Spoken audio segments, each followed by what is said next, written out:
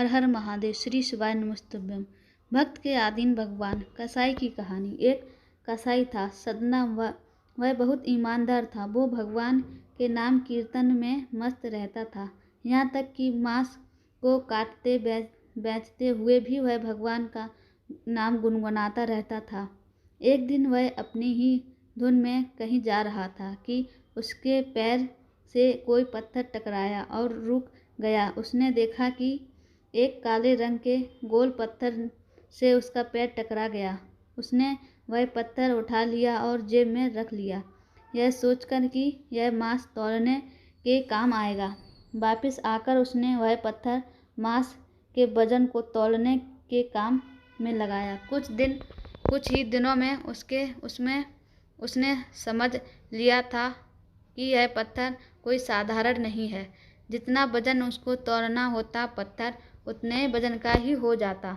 धीरे धीरे यह बात फैलने लगी कि सदना कसाई के पास वजन करने वाला पत्थर है। वह जितना चाहता उतना पत्थर उतना ही तौल देता। किसी को 1 किलो मांस देना होता तो तराजू में उस पत्थर को एक तरफ डालने पर दूसरी ओर 1 किलो का मांस ही तौलता। अगर किसी को 2 किलो चाहिए तो वह पत्थर 2 किलो के भार जितना भारी हो जाता। इस चमत्कार के कारण उसके यहाँ लोगों की भीड़ जुटने लगी। भीड़ जुटने के साथ ही सदना की दुकान की बिक्री बढ़ गई। बात एक शुद्ध ब्राह्मण तक भी पहुँची। हालांकि वह ऐसी अशुद्ध जगह पर नहीं जाना चाहता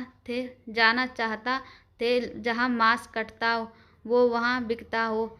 किंतु चमत्कारी पत्थर को देखने की उत्सुकता उसे सदना की दुकान तक खींच लाई। दूर से खड़ा वह सदना कसाई को मीट तौलने देखने लगा। उसने देखा कि कैसे पत्थर हर प्रकार के वजन को बराबर तौल रहा था। ध्यान से देखने पर उसके शरीर के रोए खड़े हो गए।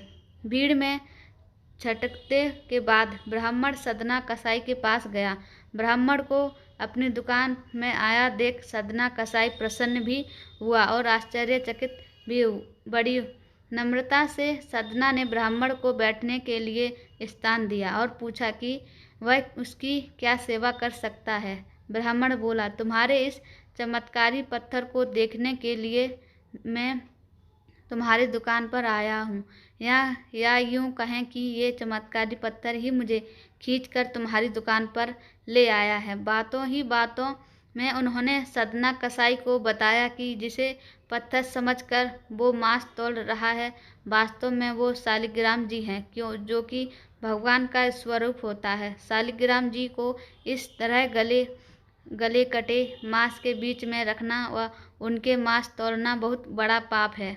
सदना बड़ी ही सरल प्रकृति का भक्त था। ब्राह्मण की बात सुनकर उसे लगा कि अनजाने में तो बहुत पाप कर रहा हूँ। नए विनय करके सदना ने वह शालिग्राम उन ब्राह्मण को दे दिया और कहा कि आप तो ब्राह्मण हैं, अतः आप ही इनकी सेवा पश्चाय करके इन्हें प्रसन्न करें। मेरे योग्य कुछ सेवा हो तो मुझे अवश्य बताएं। ब्राह्मण उस शालिग्राम शिला को बहुत सम्मान के घर ले गए और घर आकर उन्होंने शालिग्राम को स्नान करवाया, पंचामृत से अभिषेक किया, पूजा अर्चना आरंभ कर दी। कुछ ही दिन वो बीते थे कि ब्राह्मण के स्वप्न में ही श्री शालिग्राम जी आए और कहा, हे ब्राह्मण, मैं तुम्हारी सेवाओं से प्रसन्न हूँ, किंतु तुम मुझे उसी कसाई के पास छोड़ आओ। स्वप्न में ही ब्राह्मण ने कारण पूछा तो उत्तर मिला कि तुम मेरी अर्चना पूजा करते हो, मुझे अच्छा लगता है, परंतु जो भक्त मेरे नाम का गुणगान कीर्तन करते रहते हैं उनको मैं अपने आप को भी बेच देता हूँ। सदना तुम्हारी तरह मेरा अर्चना नहीं करता, परंतु वह हर समय मेरा नाम गुनगुनाता रहता है, जो कि मुझे अच्छा लगता है, इसलिए तो मैं उसके पास गया था। ब्राह्मण अगले दिन ही सदना कसाई के पास गया और उनको प्रणाम करके सारी बात बताई। श्री शालिग्राम जी को उन्हें सौंप दिया। ब्राह्मण की बात सुनकर सदना कसाई की आंखों में आंसू आ गए।